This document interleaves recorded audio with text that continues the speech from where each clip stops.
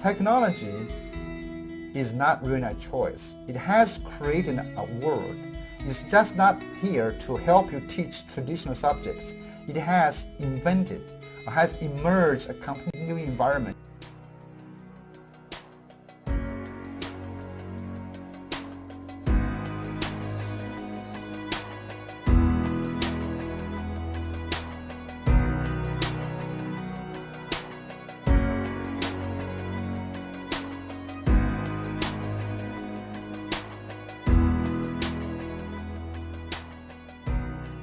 The U.S. Department of Commerce ranked 55 industry sectors by their level of IT intensiveness. Education was ranked number 55, the lowest.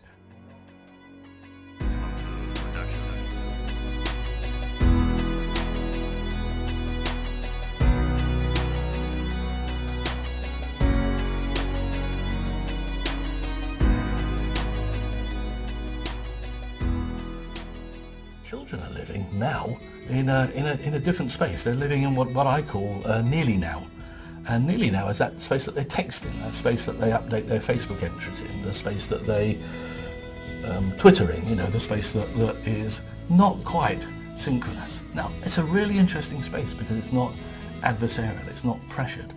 It's a space where people can, it's all the R words, they can reflect and retract and research and repeat, it's a very gentle one. I'll tell you what.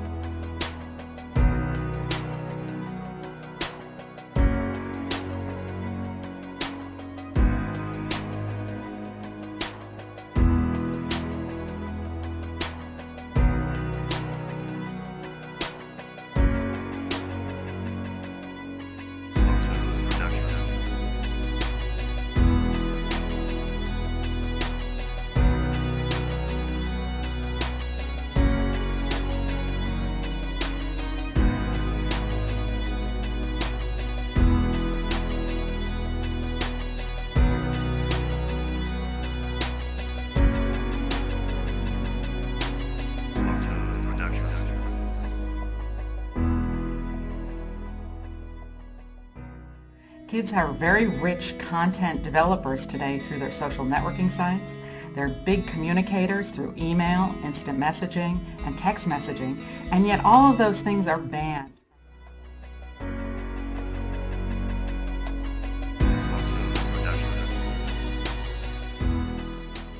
They will be doing work that calls on their artistic abilities, that calls on their abilities of synthesis, that calls on their abilities of understanding the context, that calls on their abilities of working in teams, that calls on their abilities in some sense to be multidisciplinary, multilingual.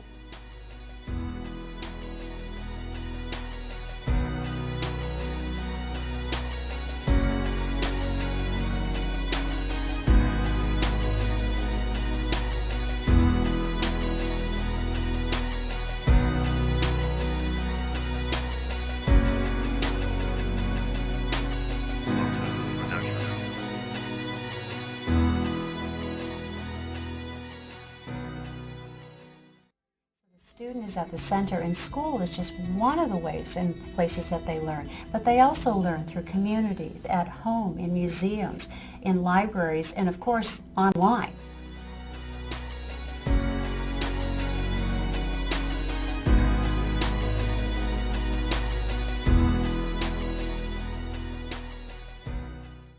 So the coin of the realm is not memorizing the facts that they're going to need to know for the rest of their lives.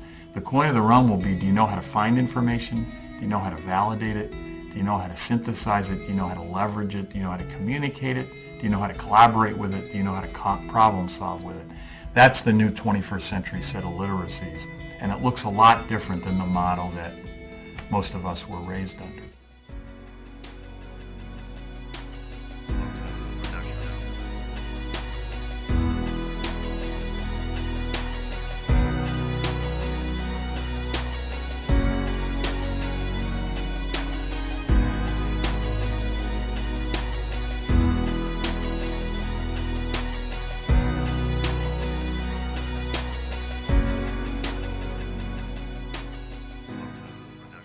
You start with the teacher.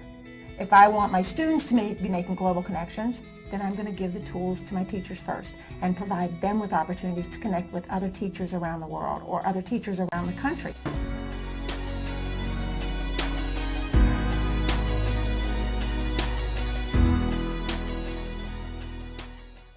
We have to develop a narrative that sustains 21st century learning.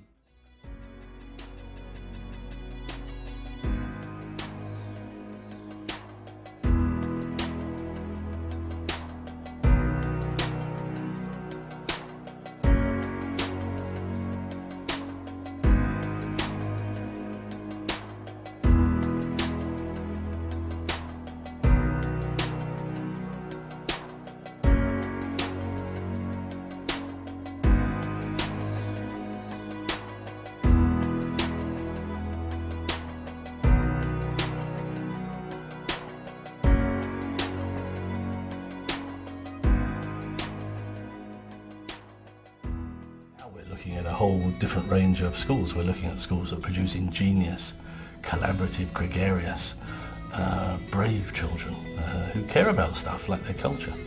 And to build schools that do that is a whole another challenge. And around the world, people are testing out the ingredients of what makes that work. And those ingredients are being assembled into some just stunning recipes in different places. It's a very exciting time for learning.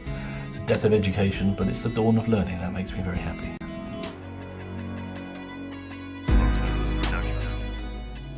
For the last 100 years, we've used the industrial narrative. Schools are like factories. It's an administrative process. It's about control and order.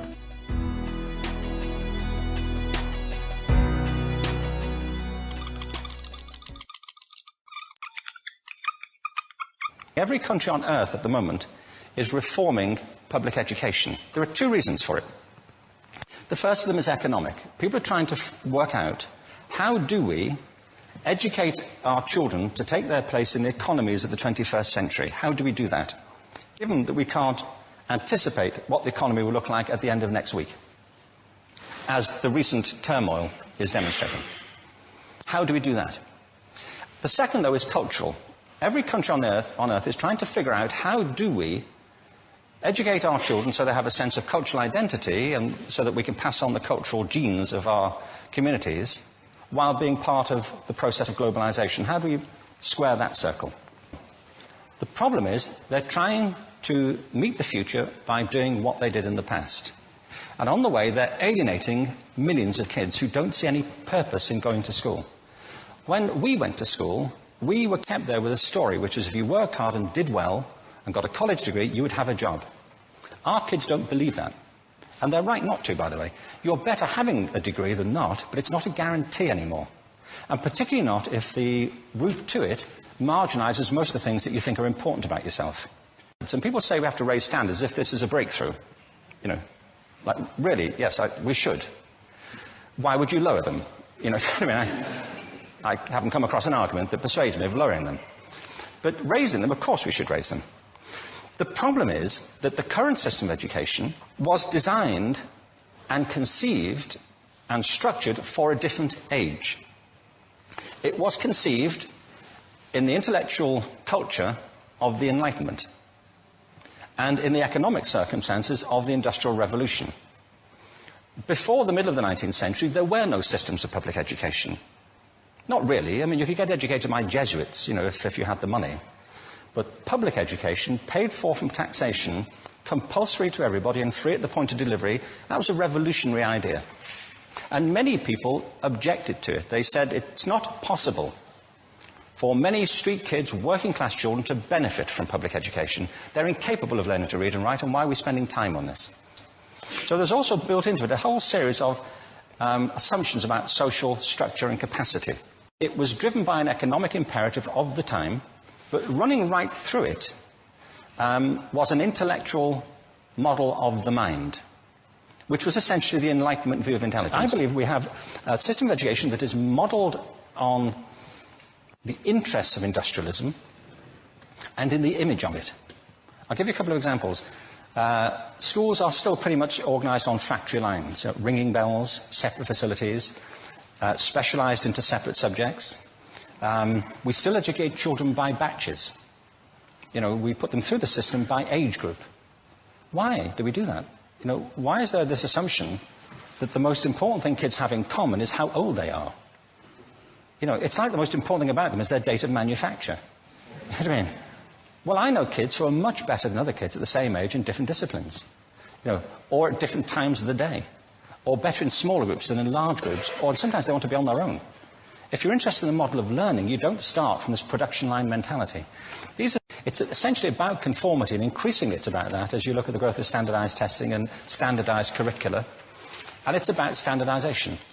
I believe we've got to go in the exact opposite direction. That's what I mean about changing the paradigm. We have to think differently about human capacity. We have to get over this old conception of academic, non-academic, abstract, theoretical, vocational, and see it for what it is, a myth. Secondly, we have to recognize that most great learning happens in groups, that collaboration is the stuff of growth. If we atomize people and separate them and judge them separately, we form a kind of disjunction between them and their natural learning environment.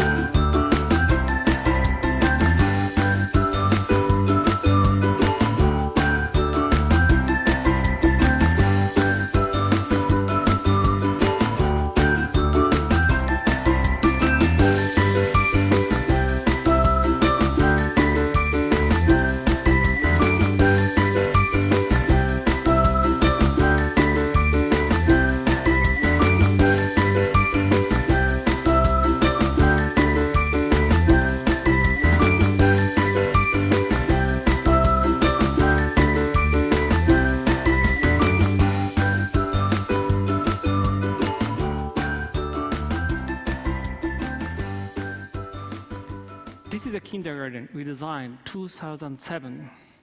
And we made this kindergarten to be circle.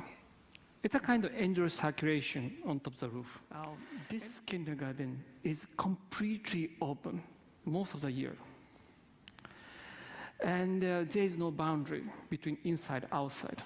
So it means basically this architecture is roof. And also there is no boundary between classrooms.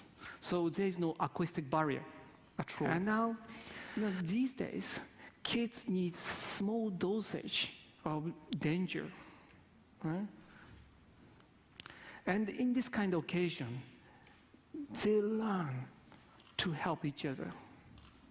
This is society. This is a kind of opportunity we are losing these days. And